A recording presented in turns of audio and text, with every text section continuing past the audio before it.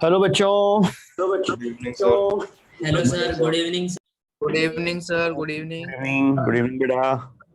Good evening sir. पढ़ाई बढ़िया चल रही है? Yes sir. Yes sir. Yes sir. Sir, एक टेस्ट के बारे में एक चीज बताओ। बोलो। सर, पहला 3 घंटे का टेस्ट दिया, उसके बाद जब दूसरा 3 घंटे का दिया ना सर, बड़े क्वेश्चन पढ़ने का मन ही नहीं कर रहा था। यस सर, एडवांस के पेपर ऐसा ही था। एडवांस के पेपर में तो यही होता है। उसके बाद दूसरा मेंस का हालत टाइट हो जाती है। नहीं, स्टेमिना कम है इसका मतलब। सर सर बैठते एडवांस में हैं, फिजिक्स लेकिन में उसका अच्छे नंबर आए, केमिस्ट्री और दिमाग ही नहीं मैथ्स में चलता थोड़ा है। ऐसे ही है। क्या दिमाग नहीं चल रहा था? हाँ सर। सर एडवांस में ना मैथ्स तक दिमाग थक गया था। ऐसा है, थोड़ी सी आदत डालो अपने दिमाग को काम करने की, ज्यादा टाइम तक।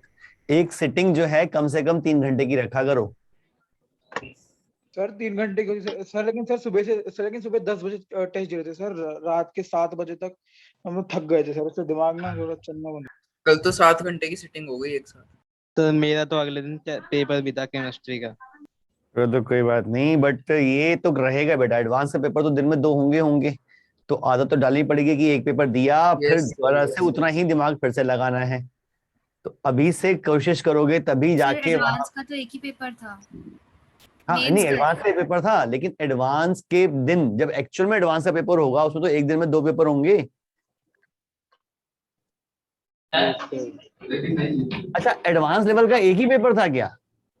यस सर, मतलब एक एनसीईआरटी लेवल था, एक मेंस था और एक एडवांस था। ये सर 3 पेपर थे। अच्छा, मुझे लगा एडवांस लेवल के पेपर 1 पेपर 2 थे। नहीं नहीं सर, एक एडवांस का एक मेन। नहीं सर। ठीक है ठीक है। काइनेटिक और लीनियर मोमेंटम के क्वेश्चन सॉल्व नहीं हो रहे थे। काइनेटिक, काइनेमेटिक्स के काइनेमेटिक्स इन्वॉल्व थी सर, बेसिक काइनेमेटिक्स हो गए यस थे। सर। और किसके नहीं हो रहे थे? मोमेंटम, काइनेटिक एनर्जी, ये सब भी इन्वॉल्व थे क्वेश्चंस में, सब कॉन्सेप्ट तो हो गए। Velocity acceleration. तो वो तो तो मिक्स सर हो आपने गई। काइनेटिक पहले ही एनर्जी बताया था वेलोसिटी। 11th का रहेगा इस चैप्टर में। भाई 11 तो पढ़ ली है, तो 11 के टॉपिक तो मिक्स आएंगे ही आएंगे। अलग इंडिपेंडेंट कैसे आ जाएगा कोई क्वेश्चन? एडवांस में तो इंडिपेंडेंट क्वेश्चन आता ही ना के बराबर है, मिक्स कॉन्सेप्ट पे ही आते हैं। सर हाँ जी।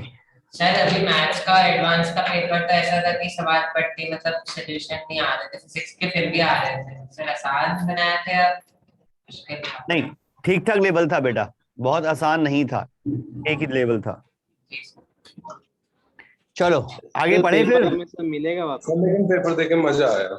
पेपर, हाँ पेपर तो आपके पोर्टल पे होगा, आपने अटेम्प्ट कर लिया है, रिजल्ट आ गया होगा, तो आप दोबारा देख सकते हो उस पेपर को।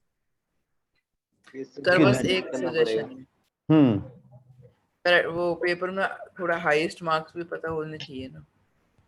वो देखता हूँ कैसे मिल सकते हैं आपको, बता दूंगा मैं ही बता लीडर दूंगा। बोर्ड में बस हाईएस्ट मार्क्स। मैं करवा दूंगा कुछ ना कुछ ऐसा कि आपको पता चल जाए, नहीं पता चलेंगे तो मैं बता दूंगा क्लास में पता करके। चलो पढ़े आगे। यस सर, आगे। हाँ जी। सर मैंने आपको सर क्वेश्चन भेजा था सर। हाँ, एक क्वेश्चन आपका किसका हुआ नहीं हो पाया था क्लास में? क्वेश्चन करा दीजिएगा। नहीं नहीं, एक क्वेश्चन मेरे को भेजा था, मैंने कहा था कि मैं ट्यूटोरियल क्लास में कराऊंगा, उसमें भी नहीं हो पाया था, तो मैंने कहा था कि मैं क्लास में करवा दूंगा। किस बच्चे का था वो क्वेश्चन? सर अमन सर। हाँ, आप ना बड़ा हाय हेलो मुझे भेज दो, यही क्वेश्चन लग रहा है मुझे। हाँ देखो जरा, डीपीपी का ही क्वेश्चन है, समझ लो बेटा। Two identical positive point charges plus q each are fixed at a distance d is equal to 2a apart in air. यहां पर और यहां पर कैपिटल क्यू और ये डिस्टेंस जो है ये 2a पे फिक्स पड़े हुए हैं, ये हिल नहीं सकते। ठीक है जी। A point charge small q lies at the midpoint of the line joining the charges. Small q रख दिया यहाँ पे बिल्कुल मिड पॉइंट पे। Now q is execute as अच्छा SHM if q is positive and it is given a small displacement along the line joining the two charges. देख बेटा, अगर ये मिड पॉइंट पे रखा है और इसको हम इसी लाइन के अलोंग डिस्प्लेस करें, अभी तो नेट फोर्स 0 होगा। मैं थोड़ा सा इसको इधर शिफ्ट कर दूं बाय क्वांटिटी x, तो इसकी वजह से रिपल्सिव फोर्स स्ट्रांग हो जाएगा और इसकी वजह से रिपल्सिव फोर्स वीक हो जाएगा, तो ये वापस जाएगा। Yes sir. यानी कि ये इस डायरेक्शन के लिए ये इक्विलिब्रियम स्टेबल है। यस सर, स्टेबल इक्विलिब्रियम होगा। स्टेबल है तो एसएचएम में होगा। ठीक है, तो ये पहली स्टेटमेंट ठीक दे रखी है। दूसरा है Q is negative then it is given a small lateral displacement. अगर Q नेगेटिव होता,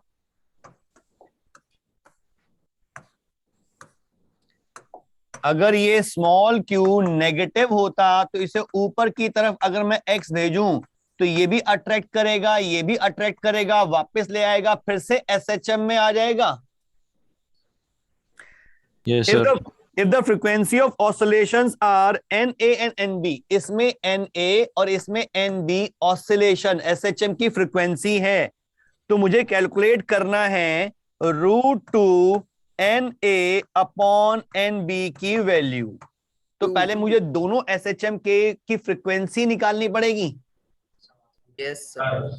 पहले Yes, SHM sir. की बात करें, पहले SHM की बात करें। जब चार्ज पार्टिकल यहां पहुंच गया है x इक्विलिब्रियम पोजीशन से x, तो इसमें नेट फोर्स इस तरफ लगेगा, रीस्टोरिंग फोर्स कह सकता हूं उसको मैं। Yes sir. Yes sir. वो रीस्टोरिंग फोर्स की वैल्यू होगी KQQ upon x minus, sorry x नहीं A माइनस A minus का x square minus KQQ upon A plus x का स्क्वायर, कैपिटल Q। क्या ठीक लिखा है? Yes sir. Yes sir. अब इसमें F में आ जाएगा KQQ कॉमन ले लिया तो दिस माइनस दिस, एलसीएम आ जाएगा A² माइनस x² का होल स्क्वायर, और ऊपर आएगा this square minus this square means 4AX।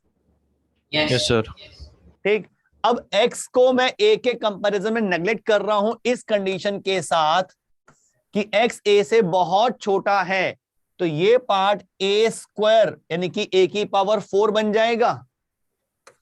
ये आ जाएगा 4KQQ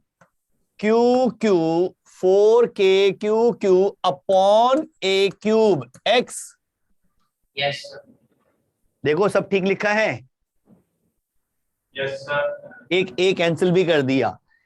ये मिल जाएगा आपको स्प्रिंग फैक्टर। अगर मैं मास से डिवाइड कर दूं इसको तो ये ओमेगा स्क्वायर की वैल्यू आ जाएगी। Yes sir. यानी कि ओमेगा 1, या मैं इसको एंगुलर फ्रीक्वेंसी ही कहूं तो NA की वैल्यू आ जाएगी √4KQQ upon A³ into M। Yes sir. ऐसे ही दूसरे केस में निकालते हैं। ये कैसे निकाली एंगुलर फ्रीक्वेंसी समझ में आ रहा है? जी सर।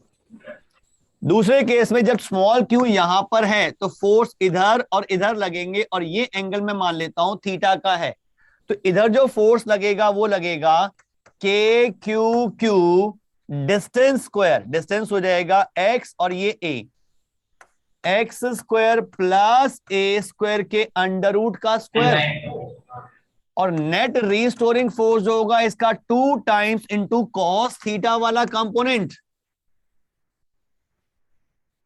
जी सर। भाई इसका भी कॉस, इसका भी कॉस, साइन वाले तो कैंसिल हो जाएंगे। अब x² के कंपैरिजन में मैं A² के कंपैरिजन में x² को नेग्लेक्ट भी करूंगा और कॉस थीटा की वैल्यू भी पुट करूंगा। तो कॉस थीटा की वैल्यू क्या होगी? Base upon hypotenuse means x, और इसकी पावर हो जाएगी 3/2। Yes sir. तो ये मिल जाएगा 2KQQ upon A³ x approximation के बाद। जी सर। ये मिल गया स्प्रिंग फैक्टर। तो इस केस में फ्रीक्वेंसी कितनी आ जाएगी? √2KQQ upon M into A³। Yes sir. Na निकल गया, NB निकल गया। Na बाय NB को √2 से मल्टीप्लाई करना है, तो अगर मैं Na बाय NB देखूं तो वो √2 आ रहा है। Na अपॉन NB की वैल्यू √2 आ रही है, और √2 से और मल्टीप्लाई कर दूं तो ये आंसर 2 आ जाएगा। जी सर। तो आंसर 2 मिल गया। क्या समझ में आया? सर फ्रीक्वेंसी में 1/2 पाई भी तो आएगा ना, मैंने 1/2 पाई अंडर रूट। मैंने एंगुलर फ्रीक्वेंसी कह दी बेटा, अगर 1/2 पाई लगा भी दूं तो वो तो कट ही जाना है यस वैसे सर, भी ओके रेशियो सर, नहीं। Yes sir, yes sir. इसलिए मैंने डायरेक्टली एंगुलर फ्रीक्वेंसी निकाल ली भाई, 1/2 पाई का 2 पाई का 1/2 पाई का फैक्टर होगा भी तो कट जाएगा। Yes sir. सर टेस्ट में एक क्वेश्चन था जिसका आंसर ना -5 होना चाहिए था एंड उसमें y दे रखा था, मतलब उसमें f net directly proportional to -5 होना चाहिए था, उसमें y दे रखा था। एंड भाई ये किसका माइक ऑन है?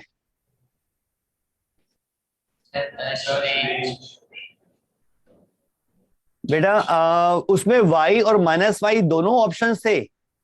यस सर उसमें लास्ट में आया था कि f net directly proportional to y।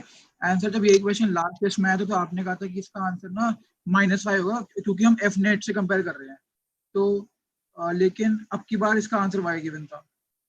Sir y होगा उसका। गिवन था। मुझे क्वेश्चन मिलेगा तो मैं बता सकता हूँ, ऐसे नहीं।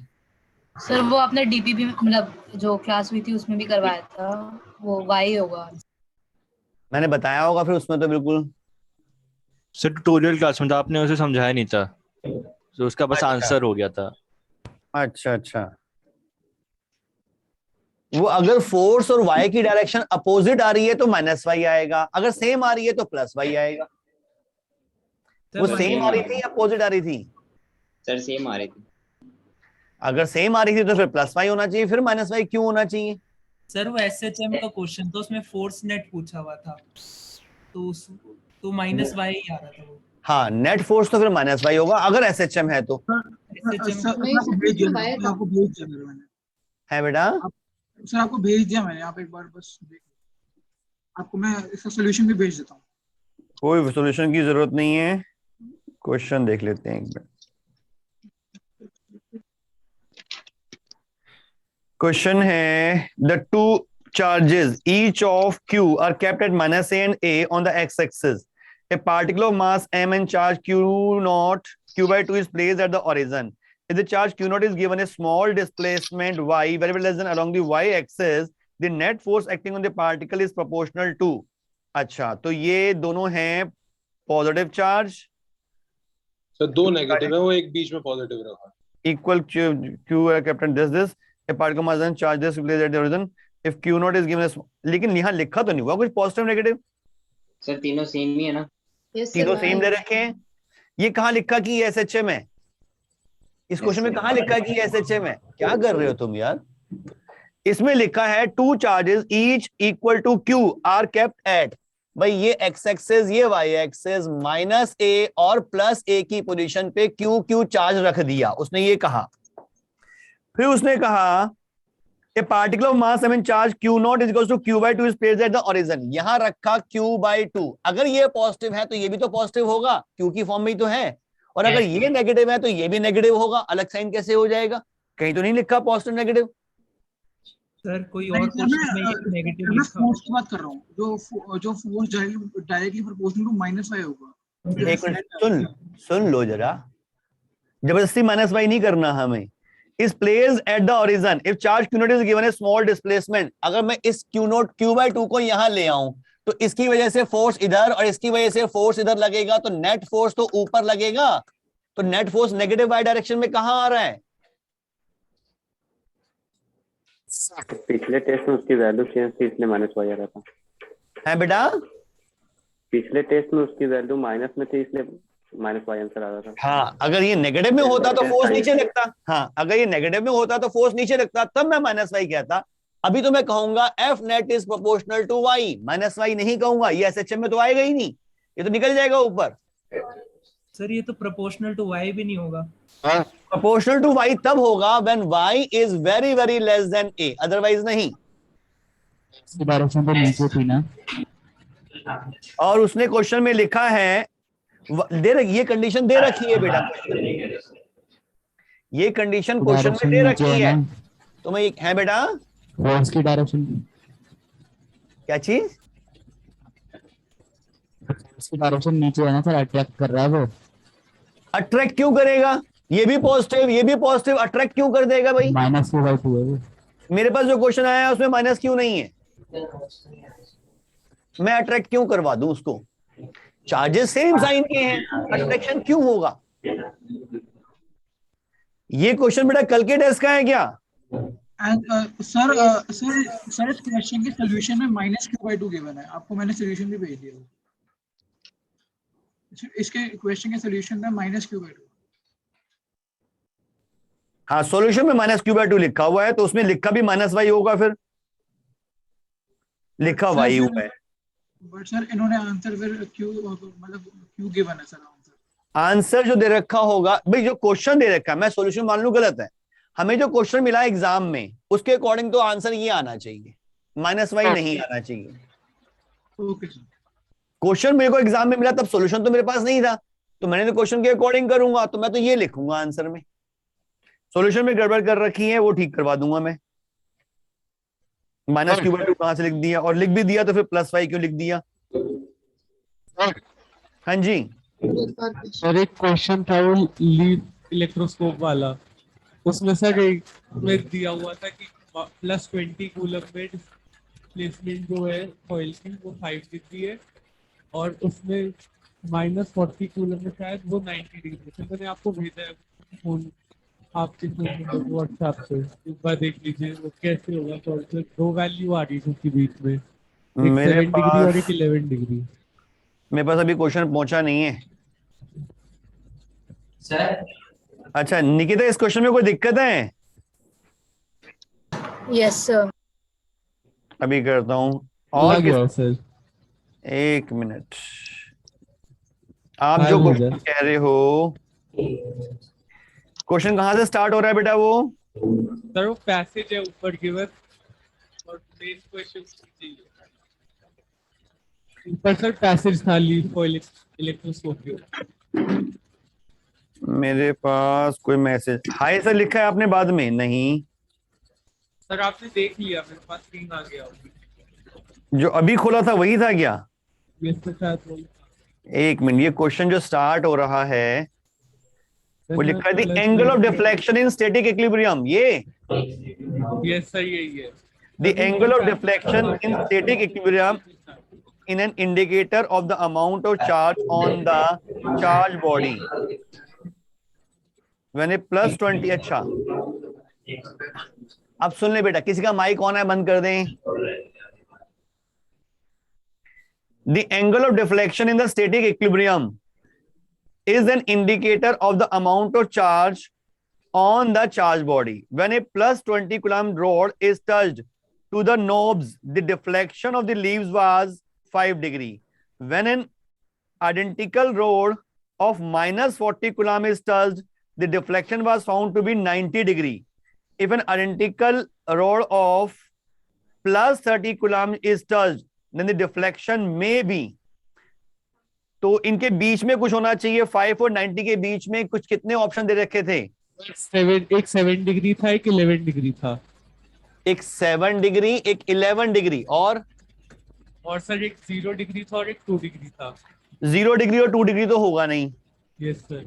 इन दोनों में से होना है, तो इसमें चेक कर लेते हैं। उसने कहा कि 20 कूलम का चार्ज दे रहे हैं तो डिफ्लेक्शन आ रहा है 5 डिग्री का, और अगर -40 का दे रहे हैं, बात एक ही है, क्वांटिटी 40 की, दोनों में नेगेटिव चार्ज आ जाता है, तो डिफ्लेक्शन आ रहा है 90 डिग्री का, और 30 का देते हैं तो कितना डिफ्लेक्शन आएगा? हाँ बेटा। सर ये क्वेश्चन में मिस्टेक है, सॉल्यूशन में इसको 9 डिग्री बता रखा है। अच्छा ये 9 डिग्री दे रखा है, तभी तो डिफरेंस नहीं आना चाहिए था। अगर ये 9 डिग्री है फिर तो आंसर सीधा सीधा है, फिर 7 डिग्री हो जाएगा। हो सकता है ये मिसप्रिंटिंग हो। 90 डिग्री दे रखा था। हाँ वो फिर मिसप्रिंटिंग है बेटा वो। सर। हाँ बेटा। सर अगर ऐसे लगे कि कोई क्वेश्चन गलत है तो उसको चेक कहाँ पे करें सही सॉल्यूशन? नहीं, क्वेश्चन एग्जाम देते समय अगर लगे गलत है तो नहीं सर, तो बाद में सॉल्यूशन में गलत लगे तो सॉल्यूशन गलत दे रखा है। सॉल्यूशन गलत दे रखा है, मुझे भेज दो सर, और लिख दो इसका सॉल्यूशन गलत है। ये जरूर लिख देना कि हाँ बेटा बोल। क्लास में डिस्कस करोगे फिर आप? मैं कुछ एक्स्ट्रा क्लास रख दूंगा जिसमें जितने भी आपके डाउट्स आए होंगे वो डिस्कस कर लूंगा। सर मैंने एक भेज रखा है, तो आप कब करोगे फिर वो? मैं एक एक्स्ट्रा क्लास रख दूंगा बेटा, क्योंकि मैं जैसे आप भी क्लास स्टार्ट हुए 25 मिनट हो गए, मैंने कुछ पढ़ाना स्टार्ट नहीं किया, डाउट्स में निकल जाती है क्लास अदरवाइज। तो एक डाउट क्लास में ही डाउट पूछो तो बेटर रहता है। यस सर, एक डाउट क्लास ही रखेंगे। सर एक सर अगर लीव्स के बीच के एंगल में कैलकुलेट करना हो तो कैसे करेंगे? किसको? इसको? सर अगर लीव्स के बीच का एंगल, हाँ कैलकुलेट नहीं कर सकते क्योंकि उसमें चार्ज डिस्ट्रीब्यूशन होता है, बड़ा लंबा प्रोसेस है। उसमें क्या होता है बेटा, इस तरह से लीव्स हैं। अगर हम ये एज्यूम कर लें कि चार्जेस सिर्फ एंड पे हैं तो कैलकुलेट कर सकते हैं बस। हाँ सर, एक ऐसा क्वेश्चन भी था कि अज्यूम कर लो चार्ज ए और बी पॉइंट पे तो कुछ निकालेगा बस। तो वो पेंडुलम जैसा केस हो जाएगा ना। तो अगर चार्जेस सिर्फ यहां मान के चल रहे हो तो पेंडुलम जैसा केस हो जाएगा। Yes sir. सर इसका मास तो सेंटर पे कंसंट्रेट करेंगे ना? Okay sir. वो भी क्वेश्चन में गिवन होगा कि कहाँ कंसंट्रेट करना, नहीं करना तो किसी का माइक ऑन रह जाता है। मेरी आवाज मेरे पास ही आती है, बोलो और माइक बंद कर दो। सर तो उसको मास कहाँ पे डालेंगे, सेंटर पे या लास्ट पे? देखो बेटा, अगर इसका पूरा मास दे रखा है तो फिर यही देना पड़ेगा mg, या फिर क्वेश्चन में दे रखा है तो उसके अकॉर्डिंग करना होगा। एक्चुअल में तो चार्ज भी पूरे में डिस्ट्रीब्यूट होता है। हम तो मान के चल रहे हैं, अगर यहां मान ले तो केस अलग हो जाएगा, अगर पूरे में डिस्ट्रीब्यूट हो रहा है तो केस में और लंबा हो जाएगा। फिर मुझे एलिमेंट लेके काम करना पड़ेगा, इंटीग्रेशन से बहुत लंबा क्वेश्चन बन जाएगा ये। आंसर हमारा क्वेश्चन है कि लाइक 5 डिग्री का angle, like both the leaves have been deflected by 5 degree from each other. तो 5 डिग्री नॉर्मल से लेंगे या फिर दोनों से लेंगे? पूरा एंगल 5 डिग्री। ठीक है सर। चलो आगे स्टार्ट करें। डाउट देख। अच्छा एक डाउट हो रहा है बेटा, ये इंटीग्रेशन वाला एडवांस में नहीं आ सकता? मतलब ही नहीं है, इतना लंबा क्वेश्चन एडवांस में भी क्यों देंगे। कॉन्सेप्ट जरा सा है, कैलकुलेशन है बस। हाँ जी, एक क्वेश्चन एक मेरे पास और आया था जो लास्ट ट्यूटोरियल में डिस्कस किया था, उसमें क्या डाउट था बेटा? ये वो चार सर उसमें जब आप डायरेक्शंस ले रहे थे मुझे समझ नहीं आया था वो थर्ड और फोर्थ केस का। फोर्थ केस में उसमें बेटा इस तरह से था, फटाफट देख ले अब तू। 1 2 3 4 और यहां पे एक चार्ज है, ये तो पॉजिटिव है। फोर्थ केस में था Q1 Q2 पॉजिटिव, नहीं Q1 Q3 पॉजिटिव, Q1 यहां है Q, ये पॉजिटिव और ये नेगेटिव, और सारे चार्जेस इक्वल मैग्नीट्यूड के हैं। अब देख, इस पॉजिटिव चार्ज की वजह से ये पॉजिटिव रिपेल करेगा। Yes sir. ये नेगेटिव चार्ज इसको अपनी तरफ अट्रैक्ट करेगा। Yes sir. दोनों फोर्सेस की क्वांटिटी सेम होगी तो रिजल्टेंट एग्जैक्टली लेफ्ट में आ जाएगा। हाँ सर। अब बाकी दो का देख ले, ये पॉजिटिव चार्ज रिपेल करेगा, ये नेगेटिव चार्ज अपनी तरफ अट्रैक्ट करेगा। इन दोनों का रिजल्टेंट राइट में आएगा। Yes sir. कंफर्म है ये छोटा होगा इससे, क्योंकि इनका इफेक्ट ज्यादा होगा, क्योंकि ये नजदीक है ये दूर है। पहले पास वालों को देख रहा हूं, बाद में दूर वालों को देख रहा हूं, तो ये स्ट्रांग होगा इससे, तो नेट फोर्स लेफ्ट में आ जाएगा। Yes sir. ठीक सर, मैंने भी क्वेश्चन भेजा था 3 दिन पहले और आज भी भेजा है। 3 दिन पहले भेजा था। अब बेटा बता भाई, डाउट ही सॉल्व कर दूं फिर मैं आज? सर आप सैटरडे को ही रख लिया करो एक क्लास, या फिर एक ग्रुप बना दो जिसपे सारे डाउट लिखे रहे। कुछ डाउट्स तो बहुत सिंपल आते हैं, वो आने नहीं चाहिए वैसे इतने सिंपल डाउट। एक क्वेश्चन किसने भेजा था, ये पूछा है प्रिया ने। प्रिया बेटा देख, ये है कि particular charge 1 microcoulomb of mass 1 ग्राम, क्या यही क्वेश्चन है प्रिया? क्या यही क्वेश्चन है? A particle of charge 1 microcoulomb and mass आपका है 2 आइडेंटिकल बॉल्स वाला।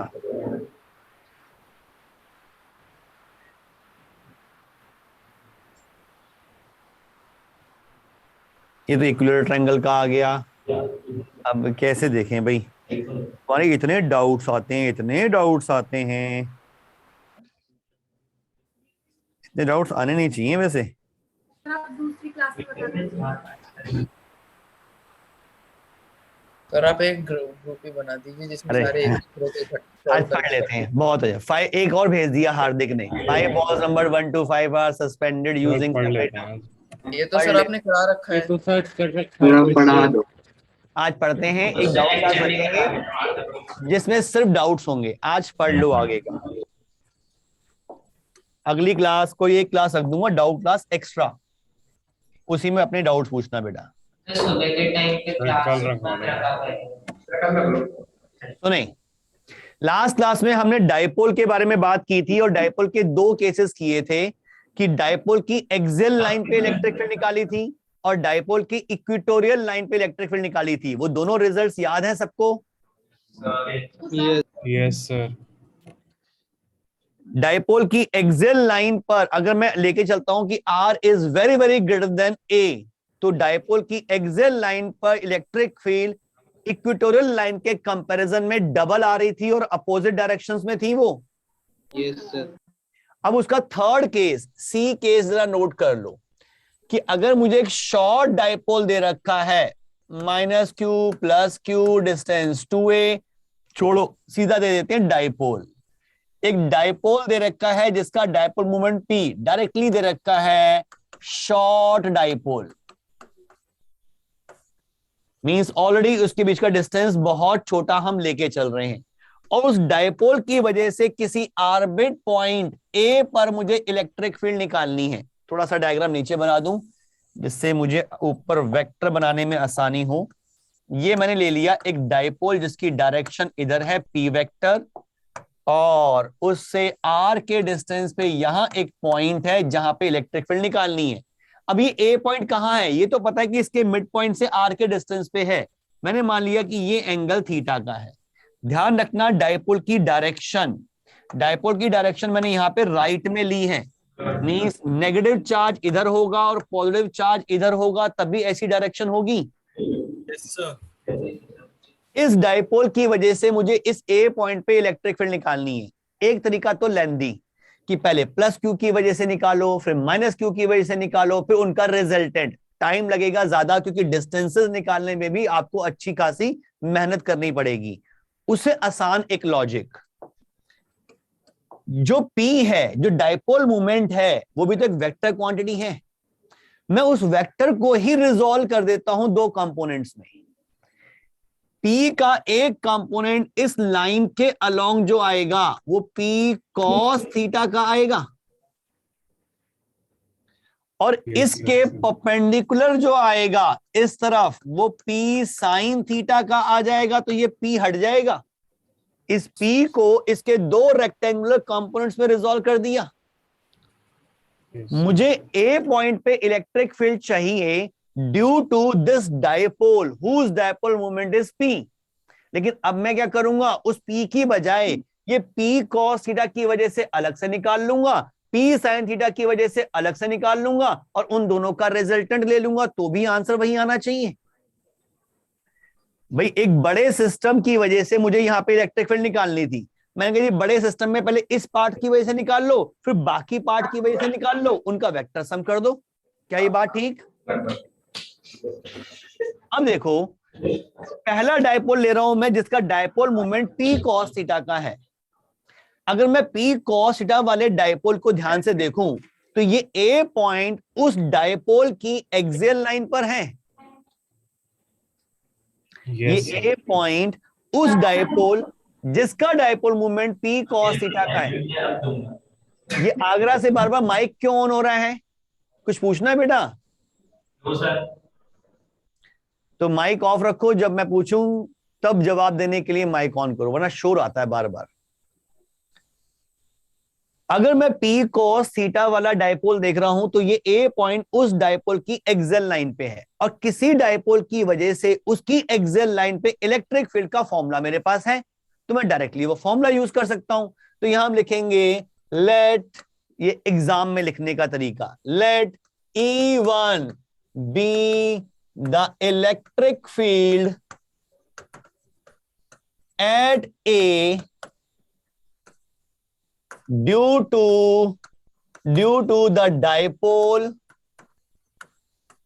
whose dipole moment is P cos theta. P cos theta. Then E1 क्या हो जाएगा? 2K P cos theta upon R cube. क्या ऐसा लिख सकता हूं मैं? Yes sir. भाई हमने पढ़ा था कि एक डायपोल की एक्सियल लाइन के किसी पॉइंट पे इलेक्ट्रिक फील्ड होती है 2kp/r³, लेकिन वो इलेक्ट्रिक फील्ड उस डायपोल की वजह से थी जिसका डायपोल मोमेंट p था। लेकिन अब मैं जिस डायपोल की बात कर रहा हूं, जिसकी वजह से ए पॉइंट पे इलेक्ट्रिक फील्ड निकाल रहा हूं, उसका अपना डायपोल मोमेंट तो p cos थीटा का है। तो उस फॉर्मूले में p की जगह पे p cos थीटा आ गया। Yes sir. और इस E1 की डायरेक्शन कहां होगी? डायपोल की डायरेक्शन में, मींस इस तरफ E1, ऐसा ही आएगा E1 वेक्टर। भाई एक्सियल लाइन के किसी भी पॉइंट पे इलेक्ट्रिक फील्ड डायपोल मोमेंट की ही डायरेक्शन में होती है। क्लियर? अब P cos थीटा की वजह से तो निकल गई, अब दूसरा पार्ट रह गया, दूसरा कंपोनेंट रह गया P sin थीटा। तो हमने इसी तरह से लिख देंगे, let E2 be the electric field at point A due to the dipole whose dipole moment is P sin theta. तो E2 की वैल्यू मैं लिख सकता हूं कि P sin theta upon R³। ऐसा क्यों लिखा मैंने? क्योंकि जो दूसरा डायपोल मैं कंसीडर कर रहा हूं, ये A पॉइंट तो उसके इक्वेटोरियल लाइन पर है, परपेंडिकुलर बाइसेक्टर पर है। क्या ये दोनों चीजें समझ में आ रही हैं? Yes sir. सर जो आर डिस्टेंस लेते थे वो हम तो मिड पॉइंट से लेते थे ना, उस अभी भी मिड पॉइंट से लिए, अभी भी मिड पॉइंट से लिए, डायपोल के मिड पॉइंट से लिए है। तो इस डायपोल के भी मिड पॉइंट से है, इस डायपोल के भी मिड पॉइंट से। ठीक है सर, उसकी चेंज कर दूंगा। और वैसे भी आर ए के कंपैरिजन में तो बहुत बड़ा है, थोड़ा बहुत इधर तो फर्क ही नहीं पड़ेगा। हम तो शॉर्ट डायपोल की बात कर रहे हैं, means R is very very greater than A. थोड़ी बहुत इधर उधर करने से मुझे ज्यादा फर्क भी नहीं पड़ेगा, क्योंकि ए तो वैसे ही बहुत छोटा है। क्या ये बात क्लियर? E2 में हमने 2 क्यों नहीं लिया? हाँ, मुझे लग रहा था कि बच्चा पूछेगा। दो केस किए थे। फॉर्मूला अलग है। हाँ, एक्सियल लाइन के लिए फॉर्मूला था 2kp/r³, और इक्वेटोरियल लाइन के लिए फॉर्मूला था kp/r³। यहां 2 नहीं आता था। देख पुराने रिजल्ट्स, जो लास्ट क्लास में 2 रिजल्ट ड्राइव किए थे, मैंने वही यूज किए हैं इसमें। क्या क्लियर है बेटा? Yes sir. जब मैं एक्सियल लाइन की बात कर रहा हूं तो 2 आएगा, लेकिन जब मैं इसके लिए कह रहा हूं तो इसके लिए तो वो इक्वेटोरियल लाइन है, उसमें 2 नहीं आएगा। और इस E2 की डायरेक्शन कहां होगी? सर उधर ऊपर की तरफ, इसके अपोजिट डायरेक्शन में, अपोजिट होगी सर, माइनस। यानी कि इसके इधर होगी परपेंडिकुलर E2 वेक्टर, यही होगा। Yes sir. भाई P sin थीटा की वजह से निकाला तो उसी डायरेक्शन में, P cos थीटा की वजह से निकाला इक्वेटोरियल पे है तो उसके अपोजिट डायरेक्शन में। अब E1 निकल गया, E2 निकल गया। एक डायपोल के 2 कंपोनेंट किए, दोनों कंपोनेंट्स की वजह से अलग अलग इलेक्ट्रिक फील्ड निकाल ली, लेकिन मुझे तो नेट निकालनी है, तो मुझे इन दोनों का वेक्टर सम करना पड़ेगा। जी सर। तो मैंने भाई यहाँ पे पैरेललोग्राम कंप्लीट किया और ये बता दिया, ये रिजल्टेंट इलेक्ट्रिक फील्ड E। तो ये रिजल्टेंट इलेक्ट्रिक फील्ड E मैं निकाल सकता हूं √of E1 square plus E2 square से, क्योंकि दोनों परपेंडिकुलर हैं। Yes sir. जब देखो भी क्या रिजल्ट मिलेगा, this square plus this square का अंडर रूट करना है, तो जो कॉमन आ रहा है वो तो ले ले, kp/r³। अंडर रूट के अंदर रह जाएगा 2 cos थीटा का whole square, 4 cos square theta plus sine square theta. क्या ठीक लिखा है? Yes sir. जो फाइनली E मिल जाएगा kp/r³ √of 3 cos square theta plus 1, क्या ऐसा लिख सकता हूं? एक cos स्क्वायर थीटा और एक sin स्क्वायर थीटा को मैंने 1 बना दिया। ये मिल गया फॉर्मूला जो आपको याद रखना है।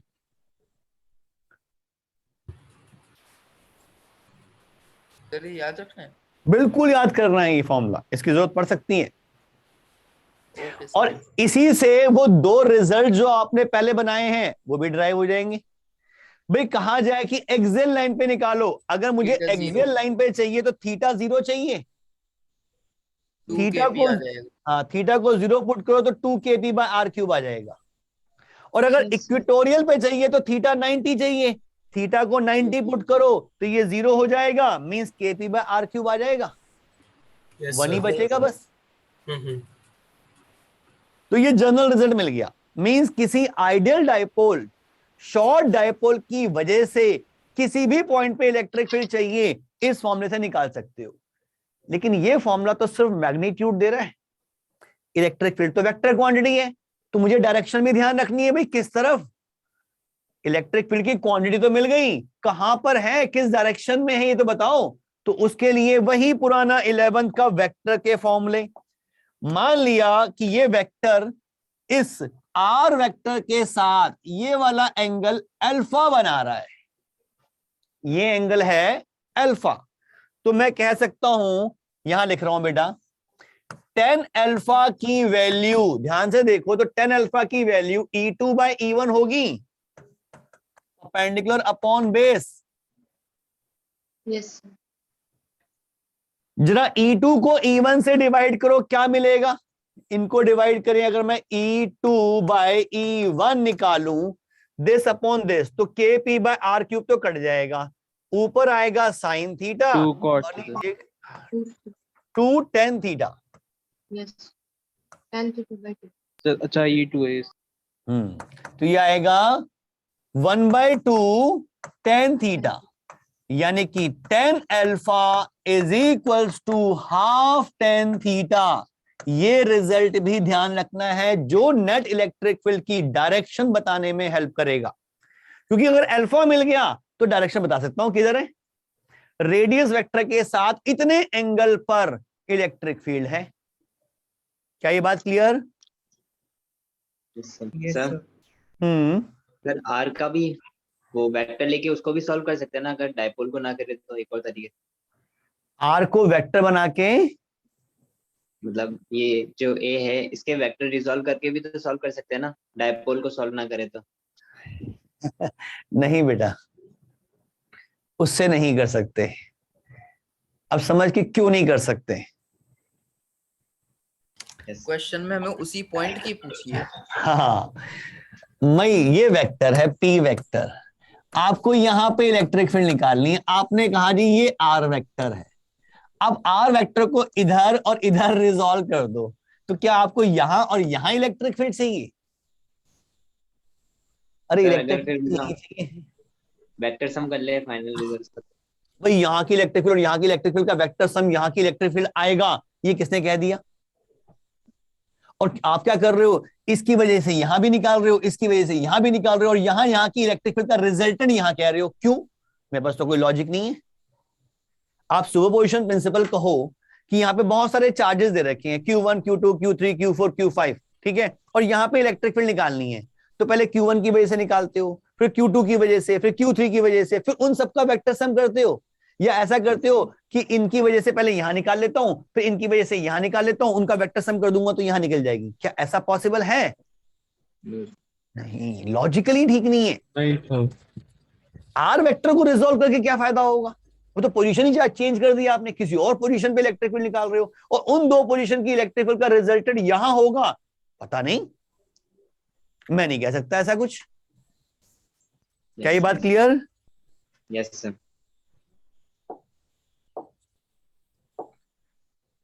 चलो जी, ये रिजल्ट आपको ध्यान रखना है, इंपॉर्टेंट रिजल्ट है ये, ठीक है।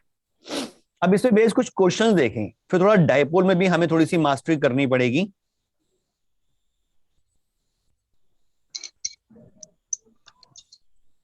ये हटा दो बेटा। Yes yes sir. अभी डायपोल के 3 रिजल्ट्स हमारे पास आए हैं, रिपीट करने की जरूरत है? समझ में आ गए हैं? आ गए sir. Axial line, equatorial line, any point. Any point का डेरिवेशन जो किया हमने वो पहले 2 रिजल्ट्स यूज करके ही किया, लेकिन एनी पॉइंट वाला याद कर लोगे तो बाकी दोनों आपने अब याद हो जाएंगे। अब एक सिंपल क्वेश्चन, हमें यहां दे रखा है एक डायपोल इस डायरेक्शन में p vector -q plus q distance 2a, means p की वैल्यू q इंटू 2a की है, और मैंने रख दिया यहां पे इसकी एक्सियल लाइन पर, यहां पर एक q चार्ज, कैपिटल Q रख देता हूं, जो इसके मिड पॉइंट से r के डिस्टेंस पर है। आपको निकालना है ये q चार्ज डायपोल पे कितना फोर्स लगा रहा है। Force on dipole due two point charge capital Q। क्या करोगे? जितना डायपोल क्यू पे लगाएगा उतना ही, जितना डायपोल क्यू पे लगाएगा और इसको इलेक्ट्रिक फील्ड से क्यू तो उसके इलेक्ट्रिक फील्ड एट क्यू निकाल के फिर उसकी चार्ज से मल्टीप्लाई कर देंगे, फोर्स आ जाएगा। समझ गया, बिल्कुल समझ गया, क्योंकि दिमाग में ये आता है पहले कि अगर इसकी वजह से निकालना चाहूंगा तो लेंदी पड़ेगा कि पहले क्यू पे निकालूंगा, फिर माइनस क्यू पे निकालूंगा, फिर उनका वेक्टर सम करूंगा। बेटर है कि भाई एक्शन रिएक्शन का पेयर तो बनता ही है, मुझे निकालना है कि ये इस पे कितना फोर्स लगा रहा है। बेटर है कि मैं ये निकाल लूं कि डायपोल इस पे कितना फोर्स लगा रहा है, उतने ही मैग्नीट्यूड का अपोजिट डायरेक्शन में कर दूंगा तो मेरे क्वेश्चन का आंसर मिल जाएगा। FAB is negative of FBA। अब इस डायपोल की वजह से यहां पर इलेक्ट्रिक फील्ड इस डायरेक्शन में होगी, नेगेटिव पॉजिटिव इसी डायरेक्शन में होगी। इस इलेक्ट्रिक फील्ड की वैल्यू होगी 2kp/r³, और इस इलेक्ट्रिक फील्ड को कैपिटल Q से मल्टीप्लाई कर दूं तो ये फोर्स आ जाएगा, यानी कि इतना फोर्स इस पर लग रहा है इसकी वजह से, तो ये भी उस पे उतना ही फोर्स लगा रहा होगा। लेकिन इस पे लग रहा है फोर्स राइट डायरेक्शन में, तो इस पे फोर्स लगेगा लेफ्ट डायरेक्शन में। तो मेरे इस क्वेश्चन का आंसर आएगा दिस फोर्स टुवर्ड्स लेफ्ट। तो क्वेश्चन में नहीं गिवन तो शॉर्ट डायपोल ही लेना है। बिल्कुल, शॉर्ट डायपोल ही लेना ही गिवन है, नहीं तो फिर पूरा रिजल्ट निकाल लो, वो भी पता ही है आपको। नेट इलेक्ट्रिक फील्ड तो पता ही है, r² - a² होल स्क्वायर की फॉर्म में। Yes sir. क्या ये क्लियर? Yes sir. चलो एक बढ़िया क्वेश्चन आप सोचेंगे उसको। एक डायपोल दे रखा है P मैग्नीट्यूड का, और किसी पॉइंट A पर जो नेट इलेक्ट्रिक फील्ड आ रही है that is perpendicular to dipole moment. Net electric field is perpendicular to dipole moment. तो बताना है इस A पॉइंट का पोजीशन वेक्टर डायपोल के साथ कितने एंगल पर है। क्या मेरा क्वेश्चन क्लियर है? यस एक डायपोल की वजह से किसी पॉइंट पे इलेक्ट्रिक फील्ड डायपोल के परपेंडिकुलर है, तो बताना है कि इस पॉइंट का पोजीशन वेक्टर डायपोल के साथ कितने एंगल पे है, मींस ये थीटा कैलकुलेट करना है।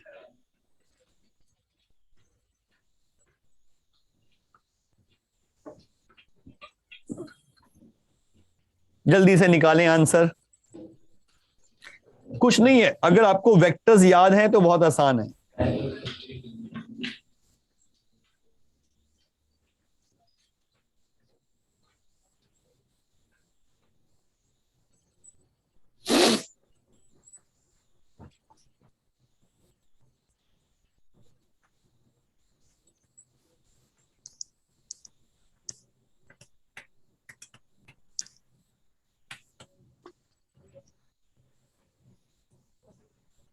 Sir tan theta equal √2। हो सकता है, मुझे आंसर याद नहीं है, निकाल लेता हूं। tan theta is equal to √2 आ रहा है आपका। Yes sir. यानी कि थीटा की वैल्यू आ रही है tan इनवर्स √2, ये बता रहे हो आप मतलब। Yes sir. किसी और बच्चे का आंसर इससे डिफरेंट?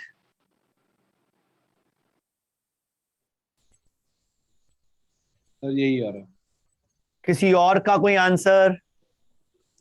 इंदिरापुरम सेंटर, आगरा, नोएडा, कोई आंसर?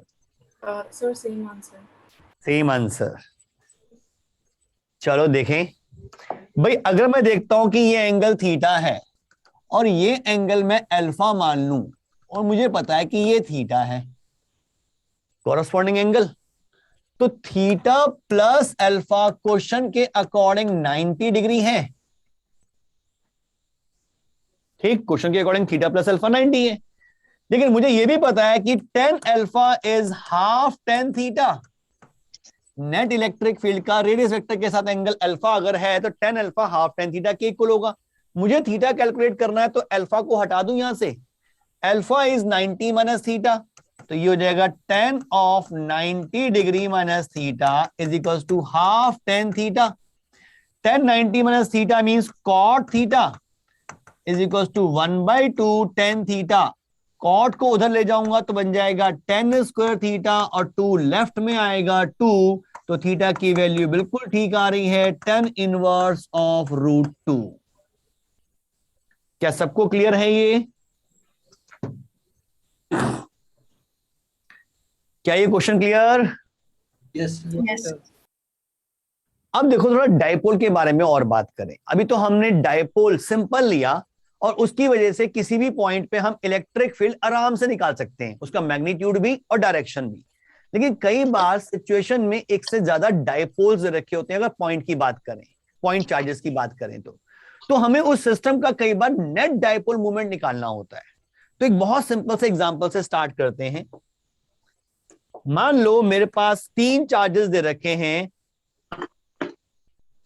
कुछ इस तरह से एक ही लाइन पे पड़े हुए हैं, -3q, यहां पर 5q और यहां पर -2q। डिस्टेंसेस दे रखे हैं a एंड 2a, यहां पे डिस्टेंस है a और ये डिस्टेंस है 2a, और कहा गया कि इस सिस्टम का नेट डायपोल मूवमेंट बताओ कितना है। तो इस टाइप के क्वेश्चन करने के 2 तरीके होते हैं। एक मेथड तो है भाई नेट डायपोल तो बन रहा है, क्योंकि सिस्टम में देखूं जितना पॉजिटिव चार्ज है उतना ही नेगेटिव चार्ज है। इस सिस्टम में जितना पॉजिटिव चार्ज है एग्जैक्टली उतना ही नेगेटिव चार्ज भी है, तो मैं इसमें डायपोल्स तो क्रिएट कर ही सकता हूं। 2 तरीके से कैसे होगा? एक तरीका तो है कि मैं इस सिस्टम को कुछ ऐसा सोच लूं कि यहां पे -3 और 2 में ब्रेक कर दें। बिल्कुल, 5 की जगह लिख दें एक 3q और एक 2q। एक 3q और -3q से एक डायपोल बन जाएगा, और इस डायपोल की डायरेक्शन इस तरफ होगी, माइनस से प्लस। डिस्टेंस a का, तो इस डायपोल का डायपोल मूवमेंट आ जाएगा कितना भाई? 3q है। 3q into a, charge into distance between the charges. दूसरा -2q प्लस q का डायपोल मोमेंट जो बनेगा वो इस तरफ बनेगा, और इस डायपोल मोमेंट की वैल्यू होगी 2q इंटू 2a। क्या ठीक लिखा है? Yes sir.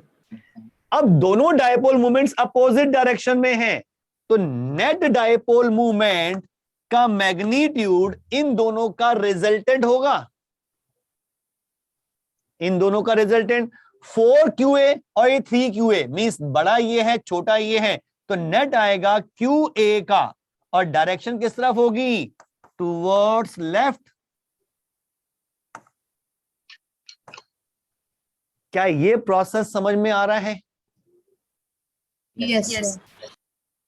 एक सिंपल चीज और देखें, अगर हम ओरिजिनल डायपोल की ही देखते हैं, ये हमारे को दे रखा है -q और +q, और डिस्टेंस था 2a का, डिस्टेंस 2a का। इस डायपोल का डायपोल मोमेंट p जो होता है वो होता है q इंटू 2a, और डायरेक्शन होगी राइट डायरेक्शन। ऐसे ही होता है। इसको इस तरह से लेने की बजाय हम एक तरीके से और कैलकुलेट कर सकते हैं, लेकिन ध्यान रखना है कि सिस्टम में नेट चार्ज 0 होना चाहिए, तभी वो डायपोल बन रहा हुआ। अब इसको मैं ऐसा भी सोच सकता हूं कि ये जो माइनस क्यू है और प्लस क्यू, इनके डायपोल्स में किसी और रेफरेंस पॉइंट से निकालूं। मान लो मैंने यहां एक रेफरेंस पॉइंट ओ ले लिया सिंप्लिसिटी के लिए, मिडल पर, एग्जैक्टली मिडल पर, तो मैं कह सकता हूं भाई एक डायपोल का पार्ट इधर आ रहा है, अगर प्लस की तरफ जा रहे हो तो टूवर्ड्स क्यू रखो, और नेगेटिव की तरफ जा रहे हो तो अवे फ्रॉम क्यू रखो, अवे फ्रॉम चार्ज। यानी कि इतने पार्ट के लिए मैं कह सकता हूं Q इंटू ए डायपोल का पार्ट, और इसके लिए भी मैं कह सकता हूं Q इंटू ए, वो भी राइट में और ये भी राइट में, और नेट आ जाएगा 2QA राइट डायरेक्शन में। मींस पूरा Q इंटू 2A कैलकुलेट करने की बजाय किसी और रेफरेंस पॉइंट की हेल्प से भी आप किसी डायपोल का डायपोल मोमेंट कैलकुलेट कर सकते हो। बस लॉजिक ये ध्यान रखना है कि अगर आप किसी पॉजिटिव चार्ज की, पॉजिटिव पोल की बात कर रहे हो तो टुवर्ड्स पॉजिटिव, और किसी नेगेटिव की बात कर रहे हो तो अवे फ्रॉम दैट नेगेटिव। लेकिन किसकी तरफ, किसके अलोंग लेना है, उस रेफरेंस पॉइंट के अलोंग। और ये रेफरेंस पॉइंट जरूरी नहीं कि बीच में हो, बाहर होता तो क्या होता। अगर मैं ये लेता -Q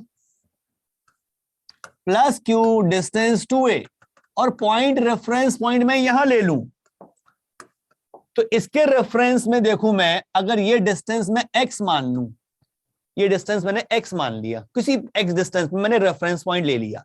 अब इस डायपोल का पॉजिटिव पोल के बारे में बात करूं तो आएगा Q इंटू एक्स, लेकिन किस डायरेक्शन में, ये Q into x left direction में, टुवर्ड्स दिस, ये आएगा लेफ्ट में।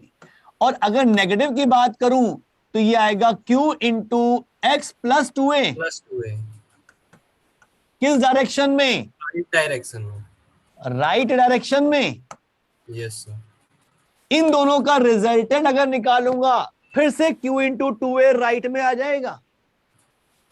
भाई एक राइट में है एक लेफ्ट में है, तो दोनों को सेपरेट करना पड़ेगा, इनको सेपरेट करूंगा फिर से Q इंटू 2A राइट में आ जाएगा।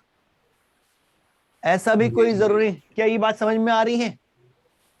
एक बार राइट में क्यों आएगा? है बेटा, राइट में ही क्यों आएगा, लेफ्ट में क्यों नहीं आ सकता? कैंसिल आउट हो जाएगा भाई एक ये वाला पार्ट लेफ्ट में, ये वाला पार्ट राइट में, दो वेक्टर्स हैं, एक लेफ्ट डायरेक्शन में एक राइट डायरेक्शन में, उनका नेट की बात कर रहा हूँ, क्योंकि मैंने माइनस नेट आना भी चाहिए था राइट में ही, नेगेटिव चार्ज लेफ्ट में है, राइट। अगर मैं ओरिजिनल डेफिनेशन की बात करूं तो ये किस डायरेक्शन में है डायपोल मोमेंट, राइट में नहीं है, राइट सर, नेगेटिव। रिजल्ट तो राइट में ही आना चाहिए। जो मर्जी प्रोसेस यूज कर लो आप,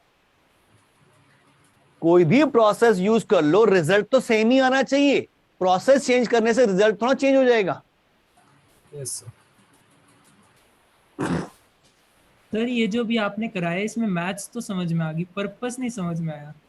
पर्पस बता रहा हूं क्योंकि कई बार ना बहुत आर्बिट से डैम दे रखे होते हैं, तो मैं अलग अलग ऐसे पार्ट्स करता रहूंगा तो बड़ा कंफ्यूजन होता है कई बार, तो उसको इस तरीके से कैलकुलेट करना बहुत आसान होता है। मैं भी बताता हूँ, सिस्टम देता हूँ कुछ ऐसे। सर ओ पे तो सर चार्ज भी नहीं है बेटा, सर ओ पे तो कोई चार्ज नहीं है ना, कोई चार्ज नहीं है। डायपोल तो सिर्फ इतना है, यानी कि किसी भी डायपोल का डायपोल मोमेंट किसी भी रेफरेंस पॉइंट से निकाल लो अलग अलग पोल को लेते हुए, तो भी रिजल्ट सेम आएगा।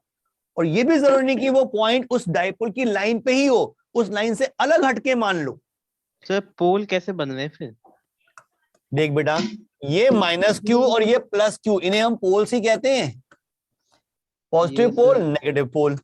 अब मुझे इसका डायपोल मोमेंट निकालना है। मैंने आर्बिट एक रेफरेंस ले लिया यहां पर O, मैं इसके रेफरेंस के अकॉर्डिंग इस डायपोल का डायपोल मोमेंट कैलकुलेट करना चाहता हूं। मैंने क्या किया, ये मान लिया मैंने R1 वेक्टर, ये मान लिया मैंने R2 वेक्टर। ठीक है, कोई दिक्कत तो नहीं है बेटा?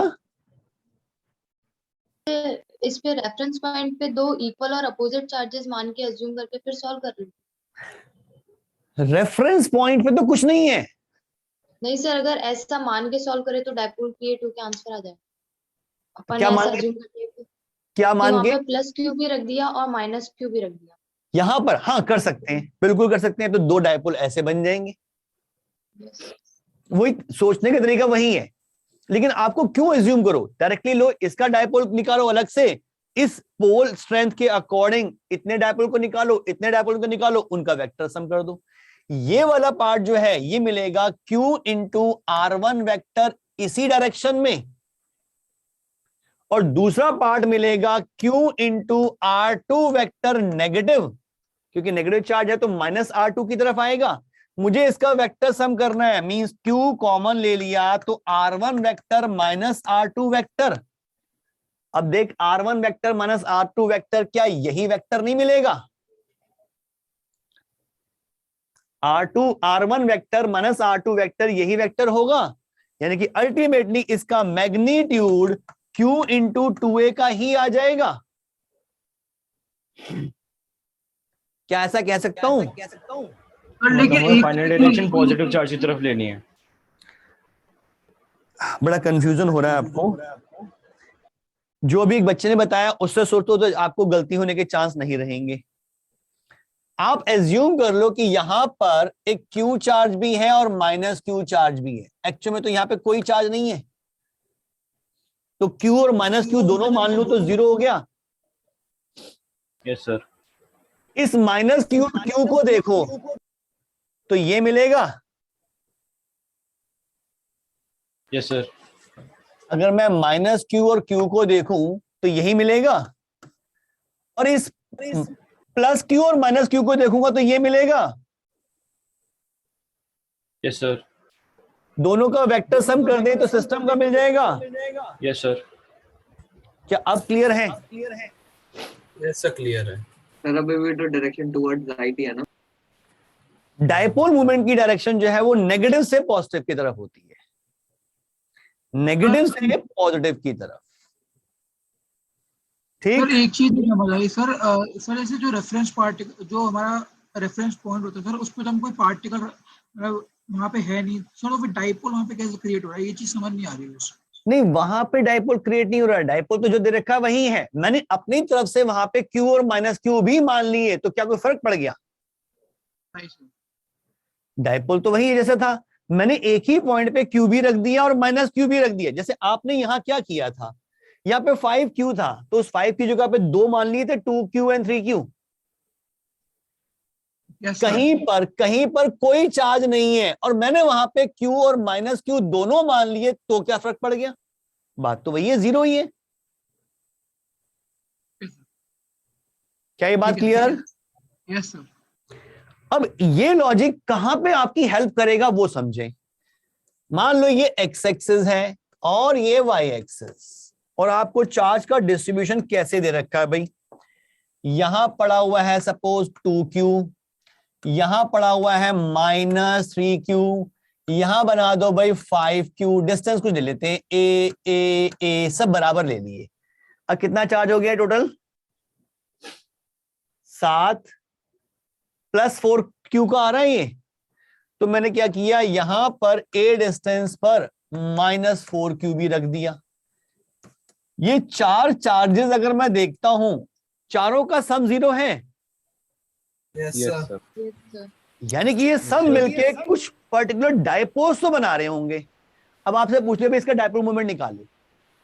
अब ऐसे क्वेश्चंस में अगर मैं ये लॉजिक ढूंढता रहूं कि मैं पार्ट्स करके करूंगा तो कितना मुश्किल होगा, थोड़ा सोचो जरा। बहुत मुश्किल है। पहले तो ये 5Q है, ये माइनस 4Q, इसका एक 1Q छोड़ दिया, 4Q यहां यूज कर लिया, एक 1 बचा, 1 के साथ मैंने यहां पे -1 ले लिया, माइनस 2Q छोड़ दिया, माइनस 2Q के साथ 2Q एक और बन जाएगा। मींस मैं 3 डायपोल बनाऊंगा यहां पे। किस तरह से बनाऊंगा भाई 3 डायपोल? मैं लूंगा चार्जेस कैसे, यहां पे 2Q, यहां लिया 2Q और एक Q, 2 नेगेटिव के। इस 5Q को किया 4Q एंड Q, और नीचे माइनस 4Q। तो मेरे 3 डायपोल्स कौन से बने, जरा ध्यान से देखना। एक डायपोल तो बना -2q से 2q की तरफ,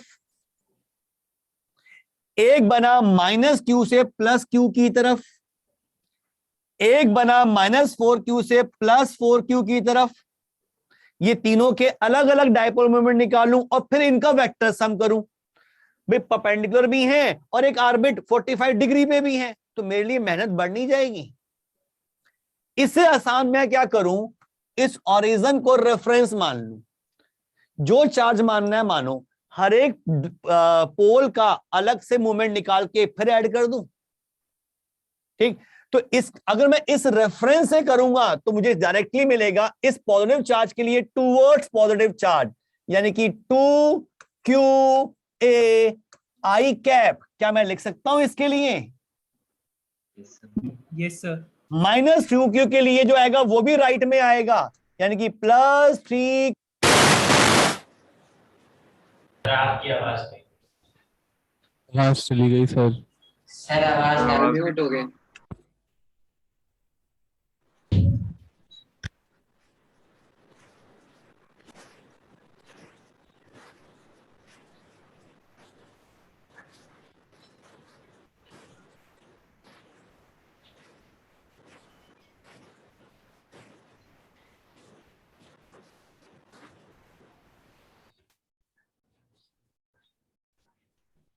अब आवाज आ रही है बेटा? क्या ये दो चीजें समझ में आई? मैंने अभी इसका और इसका निकाला है, दोनों आई कैप में आ गए। ऊपर वाले का देखूं तो +j कैप की तरफ आएगा, +5qa j कैप। माइनस का भी ऊपर की तरफ ही आएगा, तो +4qa j कैप। रिजल्टेंट निकालो, i को अलग j को अलग, तो क्या मिल जाएगा भाई? 5qa i cap +9qa j cap. इसमें से qa कॉमन ले लूं तो आ गया 5i कैप +9j कैप। ये आ गया मेरा डायपोल मूवमेंट आसानी से। मुझे ज्यादा मेहनत, √106 जो भी आएगा का मैग्नीट्यूड निकाल के, डायरेक्शन भी इसमें आ जाएगी, सब कुछ आ जाएगा।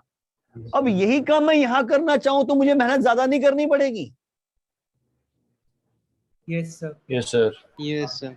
तो ये कॉन्सेप्ट ऐसी जगह में लगाना आसान हो रहा है हमारे लिए। मींस आप ऐसा सोच सकते हो कि आपने यहां पर -5q भी मान लिया, -2q भी मान लिया, +4q भी मान लिया और +3q भी मान लिया। मींस नेट कितना माना? 0। और हर एक के साथ अलग अलग डायपोल निकाल कर फिर उनका वेक्टर सम कर दिया। यही काम किया। क्या ये लॉजिक सबको क्लियर है? Yes sir. Yes sir. Yes sir. Sir तो नेट 0 ही रहेगा ना, तभी नहीं वैलिड है ये वाला। नेट 0 रहना चाहिए ना। नेट चार्ज 0 होना चाहिए सिस्टम में, तभी तो डायपोल बनेंगे। Yes sir. क्या ये लॉजिक में, इसकी लॉजिक में किसी को कोई दिक्कत है तो पूछ लो बेटा। बहुत आसान लॉजिक है, आपको डायपोल मोमेंट निकालना आना चाहिए इससे। सर सर चारों डायरेक्शन का मिला के सर अगर नेट 0 नहीं है तो सर हम यूज नहीं कर सकते उसको। अगर सारे डायरेक्शन से मतलब नहीं है, सारे चार्जेस का सम 0 नहीं है, तो वो डायपोल कहां से हुआ? डायपोल में तो जितना पॉजिटिव चार्ज उतना ही नेगेटिव चार्ज होता है। Yes sir. अगर सारा चार्ज नेट 0 नहीं आ रहा तो वो डायपोल किस बात का? Yes sir. ठीक है, ऐसा ही क्वेश्चन आप बताओ मुझे। एक इक्विलेटरल ट्रायंगल दे रखा है साइड ए की,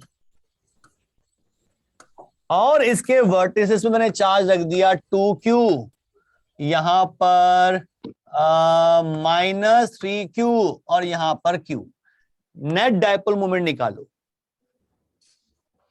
सर रेफरेंस जो वो किसी पॉइंट पे वो जहां पे चार्ज रखा है उसको भी ले सकते हैं? बिल्कुल ले सकते हो, कहीं भी ले सकते हो रेफरेंस को। आप इसी को रेफरेंस ले लो, कोई दिक्कत नहीं है। तो सर वो चार्ज जिस पे रेफरेंस ले रहे हो 0 हो जाएगा, उसका 0 तो उसका तो 0 हो जाएगा। एक्चुअली में तो हम जहां रेफरेंस ले रहे थे वहां कुछ चार्ज अपनी तरफ से एज्यूम कर रहे थे, यहां ऑलरेडी पड़ा हुआ है, उसी को 2 पार्ट में कर देंगे तो बात तो ही आ गई। और इस क्वेश्चन को तो वैसे भी डायरेक्ट कर सकते हैं हम, 2 डायपोल ही नजर आ रहे हैं।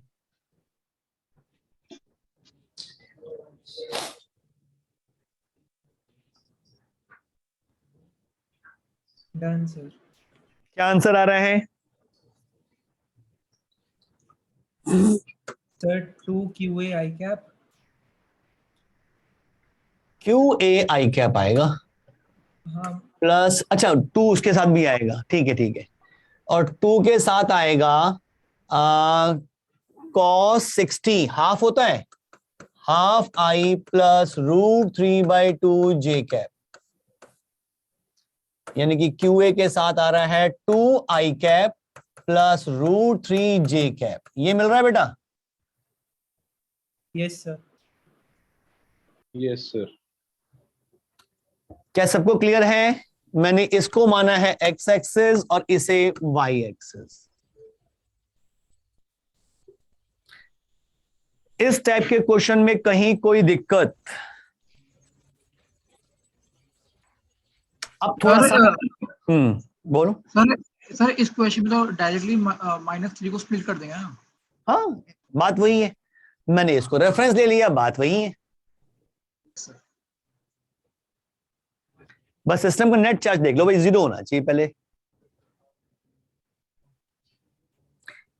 क्या इस टाइप के क्वेश्चन क्लियर हो रहे हैं? अब थोड़ा सा कॉम्प्लिकेट क्वेश्चन देखते हैं और मैं आप पे छोड़ रहा हूं, पहले आप ट्राई करें उसे। हमें एक रिंग दे रखी है, एक सर्कुलर रिंग जिसका रेडियस है r का। ये x एक्सिस और ये y एक्सिस। एक इसके अपर हाफ में हमने पॉजिटिव चार्ज यूनिफॉर्मली डिस्ट्रीब्यूट कर दिया है और चार्ज डेंसिटी है lambda, lambda per unit length इसमें है।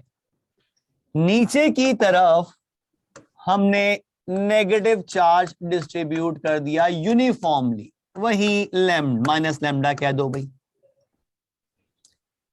क्या इस सिस्टम में कुछ डाइपोल्स बन रहे हैं? Yes sir. मुझे डाइपोल मोमेंट निकालना है इस सिस्टम का।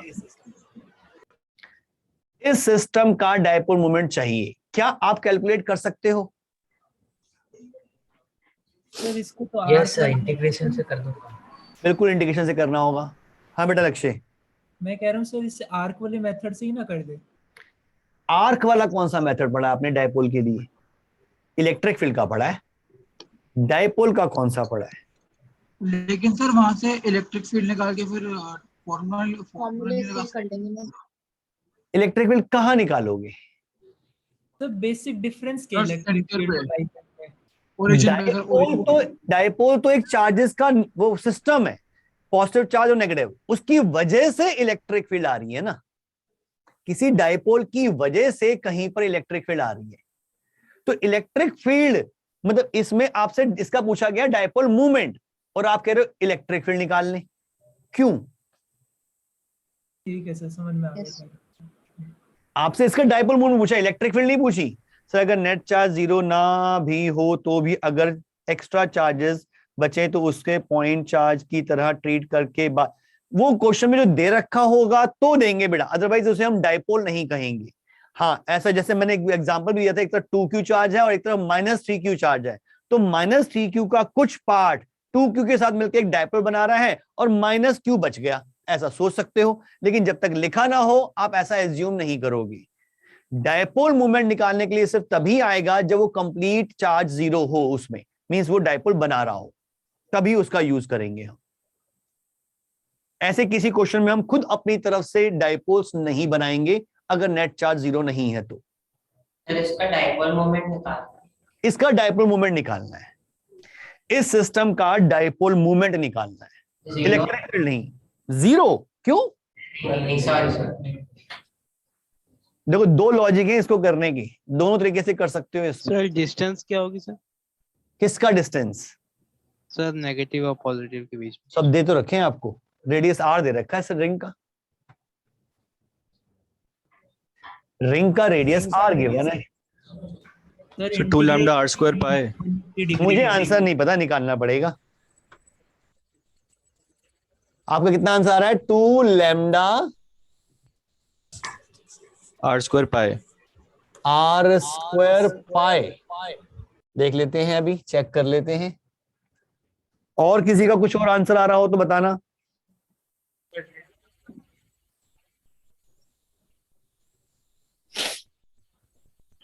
Sir 4r lambda. 4r lambda, एक आंसर ये मिला है।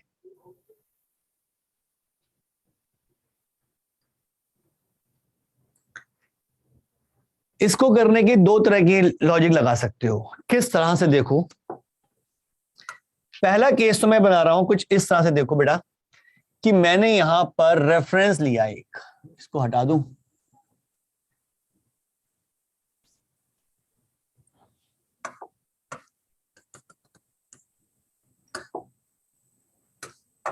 इस रेफरेंस लाइन एक्स एक्सिस के साथ थीटा एंगल पर, देखो दो तरीके हैं करने के। थीटा एंगल, इसके साथ थीटा एंगल पे मैंने ये कट लगाया ऐसे, और फिर डी थीटा पे फिर से ये कट लगाया। यहां पे चार्ज जो होगा, मान लिया वो डी क्यू है, तो यहां का चार्ज माइनस डी क्यू का होगा। ये दो एलिमेंट्स मिलकर एक डायपोल बना रहे हैं। Yes sir. और ऐसे बहुत सारे डायपोल्स बनेंगे, और सारे डायपोल्स की डायरेक्शन प्लस वाई की डायरेक्शन में है। मींस एक का डायपोल मोमेंट निकालकर मैं इंटीग्रेट करके नेट डायपोल मोमेंट निकाल सकता हूं। Yes yes sir. अगर मुझे इसका डायपोल मोमेंट मिल गया, एलिमेंट का डायपोल मोमेंट मिल गया जो वाई डायरेक्शन में है, मैं एलिमेंट की पोजीशन चेंज करूं तो हर एक डायपोल का डायपोल मोमेंट की डायरेक्शन पॉजिटिव वाई आएगी। यानी कि मैं उन सब का एल्जेब्रिक सम कर सकता हूं, मींस मैं इंटीग्रेशन कर सकता हूं। इसका निकालने के लिए मुझे क्या चाहिए? एक तो डी क्यू चाहिए और एक डिस्टेंस चाहिए। डी क्यू की वैल्यू तो होगी lambda into length. Length is R D theta. Yes sir. Element की length R D theta, charge density lambda, तो डी क्यू की वैल्यू मिल गई।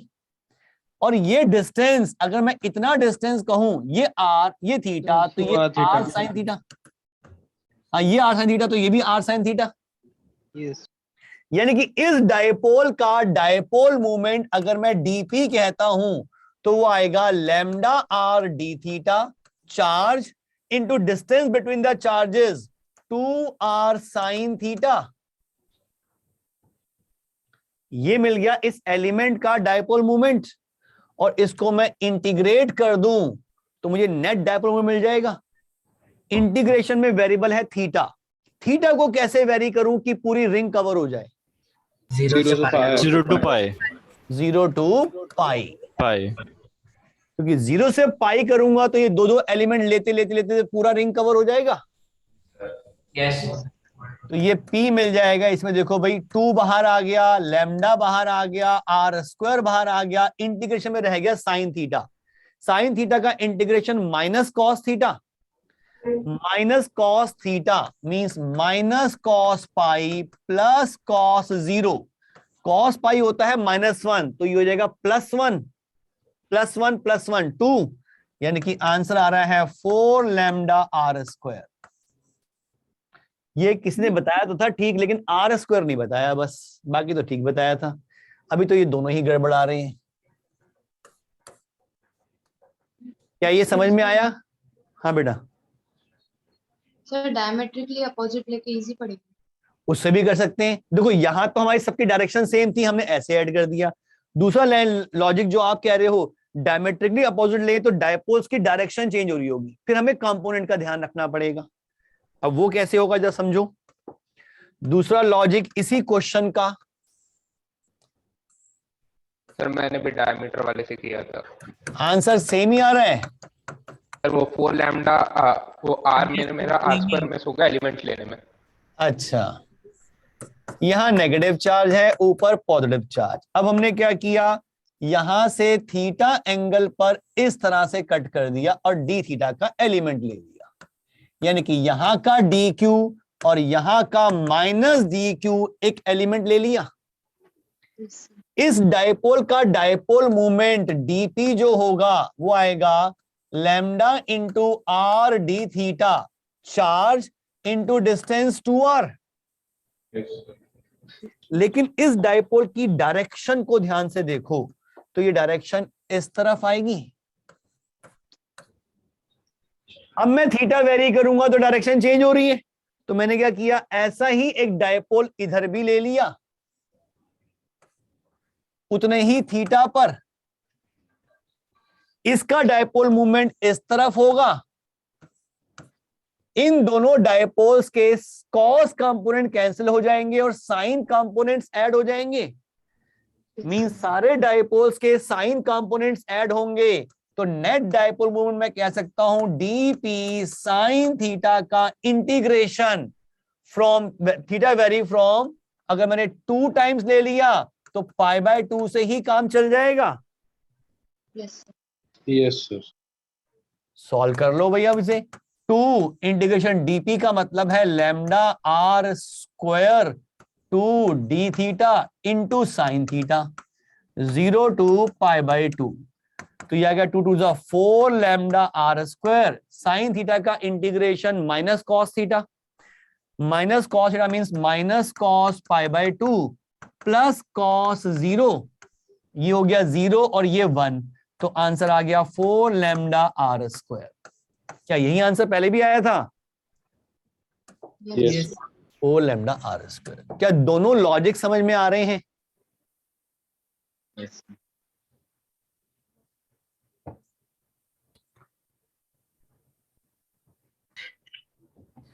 यहां पे हमने डायपोल सारे सेम मैग्नीट्यूड के रखे, डायरेक्शन अलग होती गई। वहां हमने कोशिश की कि डायरेक्शन सेम रहे, मैग्नीट्यूड वेरी कर जाएगा। करना दोनों बार इंटीग्रेट ही पड़ेगा। जो भी क्लियर है? मैं दोनों में से कोई दिक्कत किसी को? No sir. दोनों प्रोसेस समझ में आ रहे हैं इंटीग्रेशन के? Yes sir. हाँ जी बेटा।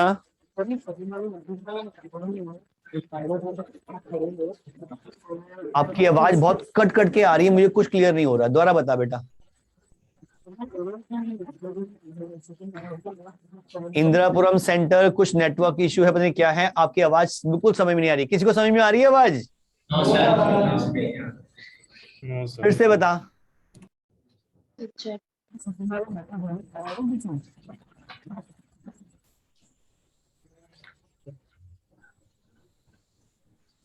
मेरे को आवाज ही नहीं आई मेरे बच्चे। कोई अंदर है रूम में? कोई और है कोऑर्डिनेटर कोई? शायद से वो करते हुए चैट में लिख रहा है, ऐसा कुछ कर। Aman sir, how to start a question समझ नहीं आता। अरे ये तो क्लियर होना चाहिए कि आपको डायपोल चाहिए, एलिमेंट कैसे लेना है, इंटीग्रेट कैसे करना है, ये पुराना कॉन्सेप्ट ही है, कुछ नया नहीं है। इंदिरापुरम फिर से बताने की कोशिश करो अपनी बात बेटा।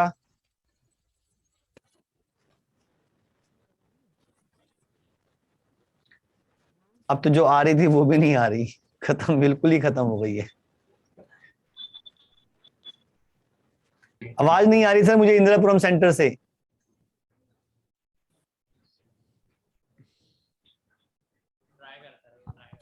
सर अब आ रही है? हाँ अब आ रही है। अच्छा। बता। हाँ सर, मैं कह रहा हूँ कि सेकंड वाले मेथड में अगर हम लिमिट्स जो है वो π/2 तक पुट कर रहे हैं तो उसमें सिर्फ सेमी रिंग कवर नहीं होगी क्या?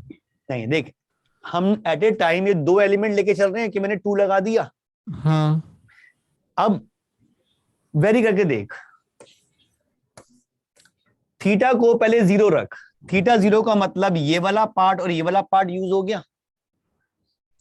थीटा को आपने 10 डिग्री रखा तो 10 डिग्री में ये दोनों और ये दोनों यूज हो गए। मींस धीरे धीरे यहां तक का पार्ट और यहां तक का पार्ट यूज हो गया। हाँ सर। थीटा को और बढ़ा 45 डिग्री कर दिया तो 45 इधर 45 इधर, ये वाला यूज हो गया, ये वाला यूज हो गया, ये यूज हो गया, ये यूज हो गया। 90 तक जब पहुंचेगा तो ये वाला इसके साथ ये वाला, इधर 90 तक पहुंचेगा ये वाला इसके साथ ये वाला, पूरा यूज नहीं हो जाएगा? नहीं सर नहीं, ऐसा एक बार दोबारा बता दो। फिर बदल ले, फिर समझ बेटा। देख ये तेरा रिंग, आपने जब एंगल थीटा को वेरी कर रहे हो 0 डिग्री से 90 डिग्री तक, 0 डिग्री लोगे तो एलिमेंट्स यहां के होंगे बस। आपने 5 डिग्री लिया तो 5 डिग्री पे एक एलिमेंट यहां होगा और एक एलिमेंट यहां होगा। ये वाला एलिमेंट और ये वाले एलिमेंट के कॉस या साइन जो भी कैंसिल हुए थे वो हट जाएंगे और ये वाले बचेंगे। सर हाँ। आपने 5 डिग्री से 10 डिग्री किया, 10 डिग्री पर इधर और 10 डिग्री पर इधर, यहां तक यूज हो गया। बढ़ाता जाए एंगल, 20 किया, ये सब यूज हो जाएंगे। सर 45 तक पहुंचे, ये वाला और ये वाला यूज हो गया। हाँ, हाँ। 60 पर हाँ, ये सर, वाला आ गया वो, हाँ। और ये वाला, 75 पर इधर और इधर, 90 पर ये बचा कौन सा पोर्शन? हाँ सर हो तो यूज हो गया। समझा। 0 से 90 आते ही सब कवर हो गया। हाँ सर।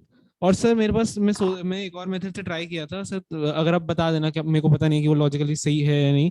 जैसे जब वो जो पॉजिटिव वाली रिंग जो है, जो पॉजिटिव वाली सेमी रिंग है सर, उसमें जो चार्ज होगा वो पाई आर लैम्डा होगा और नेगेटिव वाली में नेगेटिव पाई आर लैम्डा होगा। सर अगर हम पूरे चार्ज को अगर हम सेमी रिंग के सेंटर ऑफ मास, मतलब वो सेंटर ऑफ चार्ज भी होगा, उस पर कर सकते हैं? वो नहीं करना, वो काम नहीं करना। अच्छा, ये हर बार वैलिड नहीं है, गड़बड़ हो जाएगी। अगर ऐसा करने लगेगा तो इस पॉजिटिव चार्ज और नेगेटिव चार्ज, इसका सेंटर यहाँ, इसका सेंटर यहाँ, इन दोनों का सेंटर यहाँ, काम खत्म, 0 पे आ गया सब कुछ। फिर तो गड़बड़ हो जाएगी सारी। चार्जेस के बीच का गैप जो है वही तो उसके डायपोल मोमेंट को क्रिएट कर रहा है। अच्छा सर। ये सेंटर ऑफ मास वाला कॉन्सेप्ट यहां मत लगाना गलती से भी। ये स्टार्टिंग में भी मैंने मना किया था, चार्ज का डिस्ट्रीब्यूशन जैसा है वैसे ही रखना है। और हम पूरे चार्ज को उसके सेंटर पे कंसंट्रेट कर लेते हैं सिर्फ स्फीयर के केस में, और वो भी तब जब हमें स्फीयर के बाहर के किसी चीज के बारे में बात करनी है। ये मैंने लिखवाया था पॉइंट, आगे आपको मिलेगा ये। सर इसको ऐसे भी कर सकते हैं कि ऊपर वाले के लिए अलग निकाल लिया, नीचे वाले के लिए अलग निकाल लिया, फिर उन दोनों को ऐड कर दिया। फिर तो ऊपर वाले के लिए निकाल लो, उसका डबल कर देना, आपने पा जाएगा। सिमेट्री तो है। लंबा पड़ेगा फिर वो। हाँ, लंबा क्यों पड़ेगा, ऐसे ही पड़ेगा। सेम चीज है, हम एट ए टाइम 2 लेके चल रहे हैं, आप कह रहे हो इसी का निकाल लो, इसको रेफरेंस लेकर। हाँ, तो जो भी ऊपर लेकर निकलेगा उसका डबल कर दो तो आंसर आ जाएगा, बात एक ही है। ठीक है।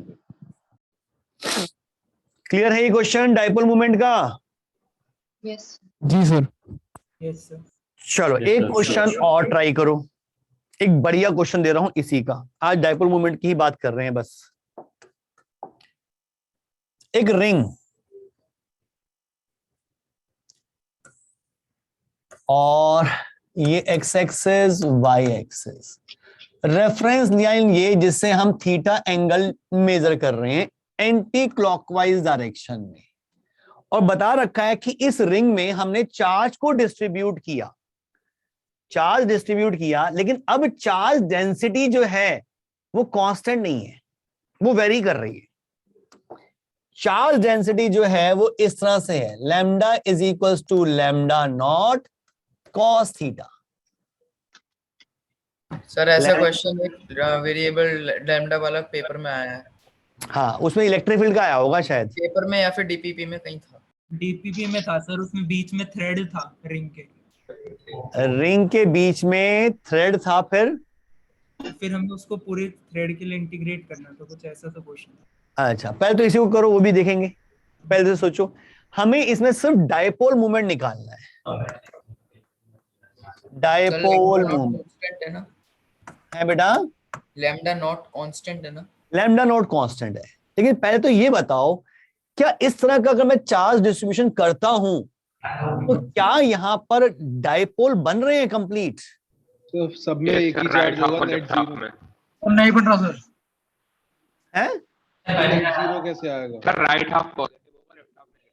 हाँ देखो थीटा यहाँ 0 से 90 तो पॉजिटिव होगा, यहाँ पॉजिटिव ज्यादा होगा, यहाँ पॉजिटिव कम होता जाएगा और यहाँ पे 0 हो जाएगा। इधर आएंगे तो नेगेटिव में वही चीज चलेगी, फिर ये नेगेटिव रहेगा, यहाँ 0, फिर यहाँ पॉजिटिव में वो चीज चलेगी। लिमिट -π/2 से π/2 है। कुछ ऐसा सिस्टम बनेगा। यस तो जैसा नेगेटिव इधर वैसा ही पॉजिटिव का डिस्ट्रीब्यूशन इधर भी होगा।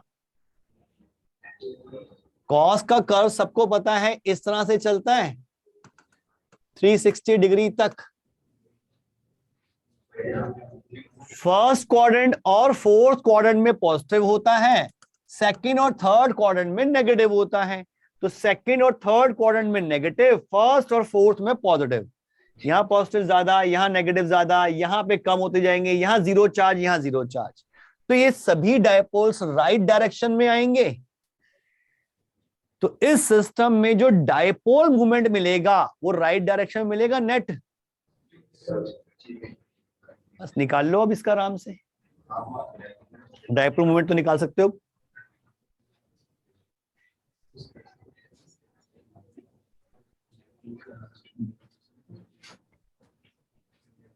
सर आपने डी क्यू कैसे लिखा, प्लीज वो रिपीट कर दो।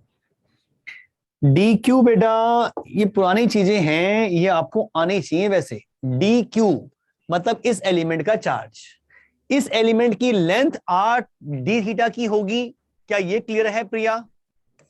अगर मैं एक रिंग पे थीटा एंगल पर डी थीटा का एलिमेंट लेता हूं तो इस एलिमेंट की लेंथ आर डी थीटा की होती है, अगर इसका रेडियस आर का है तो। लैम्डा दे रखा था चार्ज डेंसिटी, यानी कि charge per unit length. Unit length पे चार्ज लैम्डा है, तो इतनी लेंथ पे चार्ज कितना होगा, इसको लैम्डा से मल्टीप्लाई कर दूं। बस लैम्डा से मल्टीप्लाई किया तो एलिमेंट का चार्ज मिल गया, जिसको डी क्यू से लिख रहा हूं। क्या क्लियर? सर इस क्वेश्चन इंटीग्रेशन आ रही है, वो भी अच्छी तरह से करनी नहीं आती है। अच्छा इंटीग्रेशन मुश्किल आ रही है। मतलब सर इसका आंसर देखते हैं भाई। थीटा एंगल लिया मैंने, तो थीटा एंगल पे मैं एलिमेंट ऐसा कंसीडर कर लूं क्योंकि जितना चार्ज यहां पर है पॉजिटिव में, एग्जैक्टली उतना ही यहां पर है नेगेटिव में। ठीक, तो ये डी क्यू कितना होगा मुझे इस पोजीशन का लैम्डा बताएगा। इस पोजीशन पे लैम्डा होगा लैम्डा नॉट कॉस थीटा, और इसकी लेंथ होगी R D theta into lambda naught cos theta. ये आ जाएगा चार्ज, ये आ जाएगा चार्ज डी क्यू इंटू ये डिस्टेंस। ये डिस्टेंस होगा आर कॉस थीटा का डबल, यानी कि 2r कॉस थीटा। तो इसको मल्टीप्लाई कर दूं 2r कॉस थीटा से, तो ये मिल गया डीपी, एलिमेंट का डायपोल मूवमेंट। और इसको इंटीग्रेट करूं जिसमें थीटा वेरी करूंगा -π/2 से +π/2 तक, या सिंपली 0 से π/2 तक कर दूं और डबल कर दूं।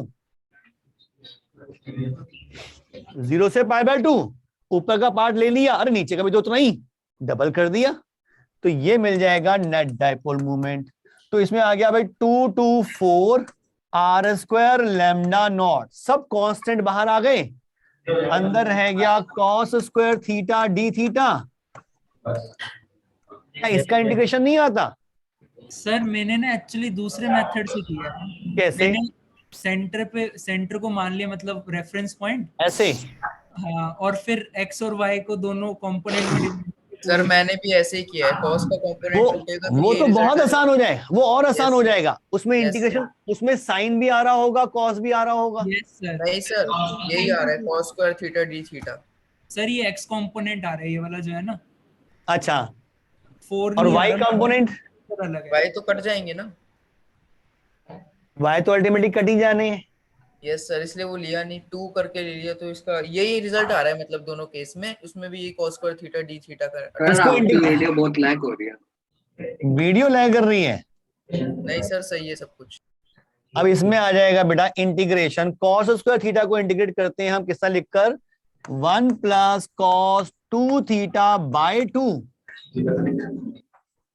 सर ये नहीं पता था। कॉस स्क्वायर थीटा का डायरेक्ट इंटीग्रेशन नहीं होता, उसको हम इस तरह से फॉर्म में चेंज करते हैं 1 प्लस कॉस 2 थीटा बाय 2 की फॉर्म में। अब इसको इंटीग्रेट कर सकते हो तो ये आ जाएगा 2r square lambda naught, integration 1 का तो हो जाएगा थीटा प्लस कॉस 2 थीटा का हो जाएगा sine 2 theta by 2, limit 0 to pi by 2। बस लिमिट पुट कर दो, आंसर मिल जाएगा। चलिए लास्ट में क्या किया सर आपने? ये यस सर। या इसके बाद ये क्यों किया सर? नहीं सर वो वाला, ये मैंने कॉस स्क्वायर थीटा का ट्रिगो का फॉर्मूला यूज किया है बेटा। कॉस स्क्वायर थीटा जो होता है वो 1 प्लस कॉस 2 थीटा बाय 2 होता है। सर मेरा मतलब है सर, ये तो आता है सर। सर मेरा मतलब सर डायरेक्ट इंटीग्रेट नहीं कर सकते हो सर कॉस स्क्वायर थीटा को? मेरे पास तो मेथड नहीं है, आपके पास। सर अगर cos theta into cos theta करके इंटीग्रेट कर दे तो कैसे करेगा? प्रोडक्ट रूल आता है cos theta into cos theta. Integration में प्रोडक्ट रूल पढ़ा है? सर अलग अलग नहीं कर सकते मतलब? अरे अच्छा एक बार बता, एक्स स्क्वायर का इंटीग्रेशन क्या होता है? Sir x cube by 3। X cube by 3। अब एक्स स्क्वायर को x इंटू dx करके कर तेरे अकॉर्डिंग। जरा x का इंटीग्रेशन क्या होगा? Sir x square by 2। फिर इस x का समझ में आ गया सर। अरे तो सेम आएगा आंसर। कैसे कैसे बातें कर रहा है? डेरिवेटिव में भी तो हमारे पास एक प्रोडक्ट रूल था, first function into derivative of second function plus second function into derivative of first function. ये ऐसे ही कर देते थे कि पहले का डेरिवेटिव इंटू दूसरे का डेरिवेटिव। cos स्क्वायर थीटा का सर sin स्क्वायर थीटा कर दिया। अरे गड़बड़ है, इसका कोई डायरेक्ट आंसर नहीं होता। cos स्क्वायर थीटा का कोई डायरेक्ट इंटीग्रेशन नहीं है हमारे पास। ओके उसको cos 2 थीटा में कन्वर्ट कर, क्योंकि cos स्क्वायर थीटा में हम चेन रूल भी नहीं लगा सकते। इंटीग्रेशन में चेन रूल के लिए रेस्ट्रिक्शंस होती हैं कुछ, कि जिसको टी मान रहे हो वो लीनियर अलजेब्रिक फंक्शन होना बहुत जरूरी है। तभी हमने तो पढ़ा भी नहीं है। कोई बात नहीं, कभी पढ़ा दूंगा। वैसे तो मैंने पढ़ाया था मैथमेटिकल टूल्स में बच्चों को। सर अभी पढ़ेंगे ही सब कुछ। 11th में तो मैंने पढ़ाया था स्टार्टिंग में। जिन्होंने मेरे से पढ़ा उनको आता है। भाग गए बच्चे क्या क्लास से? सर सब मॉड्यूल कब तक आएंगे सर, आपको आइडिया है? हैं? सर मॉड्यूल कब तक आएंगे? या मॉड्यूल तो जा चुके हैं, तुम्हारे तक पहुंच नहीं रहे, क्या करूं? सेंटर वाले नहीं देते। मैं बात करता हूँ आज के सेंटर पे पहुंचे क्यों नहीं? सर होमवर्क क्वेश्चन दे दो। होमवर्क क्वेश्चन एक काम करोगे फिर? होमवर्क क्वेश्चन में इलेक्ट्रिक फील्ड निकालोगे। सर थोड़ा मुश्किल क्वेश्चन देना सर प्लीज। हाँ बढ़िया सा मुश्किल क्वेश्चन। देखो जी, सर्कुलर रिंग। सर हाँ जी, और ये रेफरेंस थीटा। तो रिपीट कर दीजिए थोड़ा लास्ट का। क्या चीज रिपीट करो? इंटीग्रेशन। पहले क्वेश्चन सुन लो, homework question. Ring radius r, ये रेफरेंस थीटा, इसमें चार्ज डेंसिटी वही lambda is equal to lambda not cos theta. Centre O पर इलेक्ट्रिक फील्ड निकालनी है। इलेक्ट्रिक फील्ड एट O निकालनी है। वेरिएबल डेंसिटी का केस आ गया। सर कोई और दे दो, ये कर लेंगे।